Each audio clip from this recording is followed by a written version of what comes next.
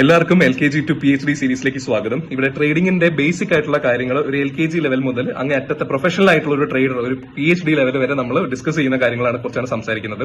നിങ്ങൾ ആദ്യമായിട്ടാണ് ഈ ഒരു ചാനൽ കാണുന്നത് അല്ലെങ്കിൽ ഈ ഒരു വീഡിയോ കാണുന്നുണ്ടെന്നുണ്ടെങ്കിൽ ആദ്യം ഇതിന്റെ ഒരു ഫസ്റ്റ് സീരീസിൽ ഫസ്റ്റ് ഒരു വീഡിയോ ഉണ്ട്, അതൊന്ന് കാണുക. ബേസിക്സ് മാത്രം അറിയാൻ വേണ്ടിയാണ്. ഫ്യൂച്ചർ അങ്ങോട്ട് വരുന്ന കാര്യങ്ങൾ നോക്കാൻ ഒന്ന് സബ്സ്ക്രൈബും കൂടെ ചെയ്യാം.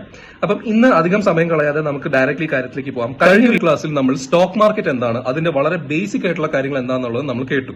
ഇനി ഇന്നത്തെ ക്ലാസ്സിൽ നമ്മൾ എങ്ങനെയാണ് ശരിക്കുമുള്ള നമ്മുടെ ഓപ്ഷൻസ് ആണെന്നുണ്ടെങ്കിൽ നമ്മുടെ ട്രേഡിംഗിന്റെ അകത്താണെന്നുണ്ടെങ്കിൽ നമ്മുടെ സ്റ്റോക്സിന്റെ അകത്താണെങ്കിലുള്ള എങ്ങനെയാണ് നമ്മൾ ബൈ ആൻഡ് സെൽ ചെയ്യുന്നതും അവരുടെ പിറകിൽ നടക്കുന്നത് എന്തൊക്കെയാണ്, ഏത് രീതിയിലാണ് നമ്മൾ എന്നുള്ള ഒരു ട്രേഡറും അതുപോലെ തന്നെ BSE NSE എന്ന് പറയുന്ന എക്സ്ചേഞ്ചുകളും തമ്മിൽ എങ്ങനെയാണ് ഈ പറയുന്ന കാര്യങ്ങൾ നടക്കുന്നത് എന്നുള്ളത് നമ്മൾ അറിയണം.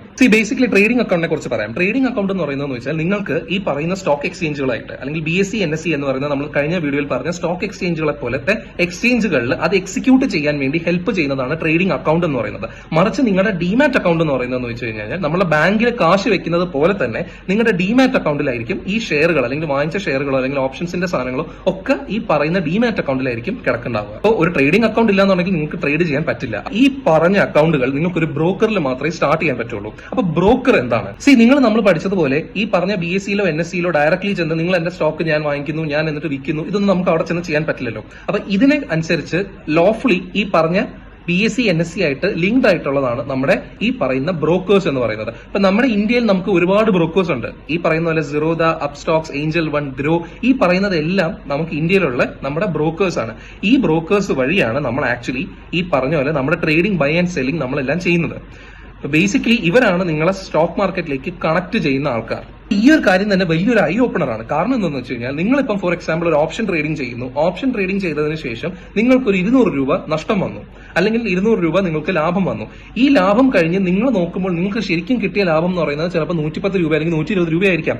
ബാക്കിയുള്ള കാശ് എവിടെ പോയി? ഈ പറയുന്ന ബ്രോക്കേഴ്സിനായിരിക്കും പിന്നെ പോകുന്ന കാശ്. നിങ്ങൾ ആദ്യം ട്രേഡിന് എൻട്രി ചെയ്യുന്ന സമയത്തും ബ്രോക്കറേജ് ഫീസ് ഉണ്ട്, അതിന് എക്സിറ്റ് ചെയ്യുന്ന സമയത്തും ബ്രോക്കറേജ് ഫീസ് ഉണ്ട്. അതിൽ നിങ്ങൾക്ക് ലാഭം വന്നാലും നഷ്ടം വന്നാലും ഈ പറഞ്ഞ ബ്രോക്കറേജ് ഫീസ് അവർക്ക് കൊടുത്തേ പറ്റും. അതുപോലെ തന്നെയാണ് മാർക്കറ്റിന്റെ അകത്ത് രണ്ട് പ്രൈസുകൾ വളരെ ഇമ്പോർട്ടന്റ് ആയാണ് നടക്കുന്നത്. ഒന്ന് ആസ്ക് പ്രൈസ്, ഒന്ന് ബിഡ് പ്രൈസ്. ആസ്ക് പ്രൈസ് എന്ന് പറയുന്നത് ആ പർട്ടിക്കുലർ സ്റ്റോക്കിന് നമ്മുടെ ഒരു തക്കാളിയുടെ ഒരു ഷോട്ട് ഞാൻ ചെയ്തിട്ടുണ്ടായിരുന്നു. അതിന്റെ അകത്ത് തക്കാളിക്ക് നമ്മൾ വാങ്ങിക്കുന്ന വില എത്രയാണ് അല്ലെങ്കിൽ ചോദിക്കുന്ന വില എത്രയാണ്, അതാണ് ആസ്ക് പ്രൈസ് എന്ന് പറയുന്നത്. ബിഡ് പ്രൈസ് എന്ന് പറയുന്നതെന്ന് വെച്ചാൽ നിങ്ങൾ ആ തക്കാളി എത്ര രൂപയ്ക്ക് വാങ്ങിക്കാൻ തയ്യാറാണ് എന്നുള്ളതാണ്.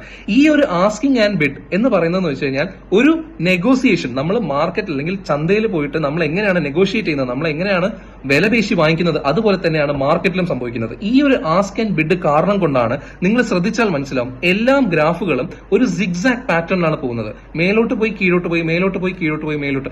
ഈ ഒരു സിഗ്സാക് പാറ്റേൺ ചിലപ്പോൾ അപ് ട്രെൻഡിങ് ആയിരിക്കും കാണിക്കുന്നത്. വില കൂടുതൽ തന്നെയാണ്, പക്ഷെ അവിടെ മാർക്കറ്റിനകത്ത് വിലയും വിൽക്കലും വാങ്ങിക്കലും വിൽക്കലും ഒരുമിച്ച് നടക്കുന്നുണ്ട്. അപ്പം ആ ഒരു വാങ്ങിക്കൽ വിൽക്കൽ അപ് ട്രെൻഡിലായിരിക്കാം, ഡൗൺ ട്രെൻഡിലായിരിക്കാം, അല്ലെങ്കിൽ ഈ പറഞ്ഞ മാർക്കറ്റ് ഫ്ലാറ്റ് ആയിട്ട് പോകുന്നുണ്ടാവാം. അപ്പം ഇവിടെയാണ് മാർക്കറ്റിന്റെ മൂവ്മെന്റ് നമ്മൾ മനസ്സിലാക്കേണ്ടത്. മാർക്കറ്റ് കയറുകയാണോ ഇറങ്ങുകയാണോ, മാർക്കറ്റ് സ്റ്റേബിൾ ആണോ എന്നുള്ളത്. അതുപോലെ ഇമ്പോർട്ടന്റ് ആയിട്ടൊരു കാര്യമാണ് മാർക്കറ്റ് ടൈമിംഗ്. മാർക്കറ്റ് ടൈമിംഗ് എന്ന് പറയുന്നത് വെച്ചാൽ ഇനീഷ്യൽ മൂവ്മെന്റ്, മാർക്കറ്റ് 9:15 മുതൽ 3:30 വരെ ഓടുന്ന മാർക്കറ്റ് എപ്പോഴും നിങ്ങൾ മനസ്സിലാക്കേണ്ട കാര്യമാണ്. 9:15 മുന്നേ 9 മുതൽ 9:15 വരെ എന്ന് പറയുന്നത് പ്രീ മാർക്കറ്റ് സെഷൻ ആണ്. ഇവിടെ ആയിരിക്കും നമ്മൾ ഉദ്ദേശിക്കുന്ന രീതിയിൽ നമ്മൾ അങ്ങോട്ടും ഇങ്ങോട്ടും ആ സ്റ്റോക്ക് അല്ലെങ്കിൽ ഓപ്ഷൻസ് നമ്മൾ വാങ്ങിക്കുന്നത്. പക്ഷേ ഇവിടുത്തെ പ്രോബ്ലം എന്താണെന്ന് വെച്ച് കഴിഞ്ഞാൽ ഈ സമയത്ത് വോളറ്റിലിറ്റി വളരെ കൂടുതലാണ്. വോളറ്റിലിറ്റി എന്താണെന്നുള്ളത് ഞാൻ പറഞ്ഞുതരാം. ആ സമയത്ത് വളരെ ഹൈക്ക് ഉണ്ടാവാനുള്ള സാധ്യതയുണ്ട്. അപ്പൊ എന്താ പ്രോബ്ലം എന്ന് വെച്ചാൽ തെറ്റായിട്ടുള്ള പ്രൈസിലാണ് നിങ്ങൾ സ്റ്റോക്ക് വാങ്ങിച്ചു എന്ന് വെച്ചാൽ അവിടെ വൻ നഷ്ടം വരാനുള്ള സാധ്യതയുണ്ട്. അപ്പം മാർക്കറ്റിനുള്ള ഇത്രയും വലിയ മൂവ്മെന്റ്സ് ഉള്ള സമയത്ത് കഴിവതും കയറാതിരിക്കുക എന്നുള്ളതാണ് ഏറ്റവും ഇമ്പോർട്ടന്റ് ആയിട്ടുള്ള കാര്യം. മാർക്കറ്റ് സ്റ്റെബിലൈസ് ചെയ്തതിന് ശേഷം പിന്നെ നിങ്ങൾ ഒരു മൂവ്മെന്റ് നോക്കി അല്ലെങ്കിൽ അപ് ട്രെൻഡോ അല്ലെങ്കിൽ ഡൗൺ ട്രെൻഡോ നോക്കിയിട്ട് പിന്നെ കയറുന്നതായിരിക്കും കുറച്ചും കൂടെ സേഫ്. അതുകൊണ്ട് എന്റെ ഒരു പോളിസി എന്ന് പറയുന്നത് മാർക്കറ്റ് തുറന്നു കഴിഞ്ഞാൽ ആദ്യത്തെ ഒരു 15-30 മിനിറ്റ് നിങ്ങൾ മാർക്കറ്റിനെ ഒബ്സർവ് ചെയ്യുക, മാർക്കറ്റിൽ എന്താണ് സംഭവിക്കുന്നത് എന്നുള്ളത്. അത് കഴിഞ്ഞിട്ടായിരിക്കും മാർക്കറ്റിന്റെ ഒരു ഡയറക്ഷൻ പിടിച്ചു പോകാൻ തുടങ്ങുന്നത്. പിന്നെ നമ്മൾ കേട്ടിട്ടുള്ള ഏറ്റവും ഇമ്പോർട്ടന്റ് ആയിട്ടുള്ള കാര്യമാണ് വോളിയം എന്ന് പറയുന്നത്. വോളിയം എന്ന് പറയുന്നത് എത്ര ഷെയർസ് ആണ് മാർക്കറ്റിൽ തിരിയും മറിയുകയും ചെയ്യുന്നുണ്ട് എന്നുള്ളതാണ്. വളരെ ഹൈ വോളിയം എന്ന് പറഞ്ഞാൽ മാർക്കറ്റിനകത്ത് ഒരു സ്ട്രോങ് ഇൻട്രസ്റ്റ് ഉണ്ട് എന്നുള്ളതാണ്. നേരെ മറിച്ച് മാർക്കറ്റിനകത്ത് വളരെ വീക്ക് ആയിട്ട് അല്ലെങ്കിൽ ലോ വോളിയം എന്ന് പറയുന്നതെന്ന് വെച്ച് കഴിഞ്ഞാൽ മാർക്കറ്റിനകത്ത് ബേസിക്കലി വീക്ക് ഇൻട്രസ്റ്റ് അല്ലെങ്കിൽ അത്രയും ആൾക്കാർക്ക് വാങ്ങിക്കാനും സെല് ചെയ്യാനും ബൈ ആൻഡ് സെൽ അത്രയും നടക്കുന്നില്ല എന്നുള്ളതാണ്.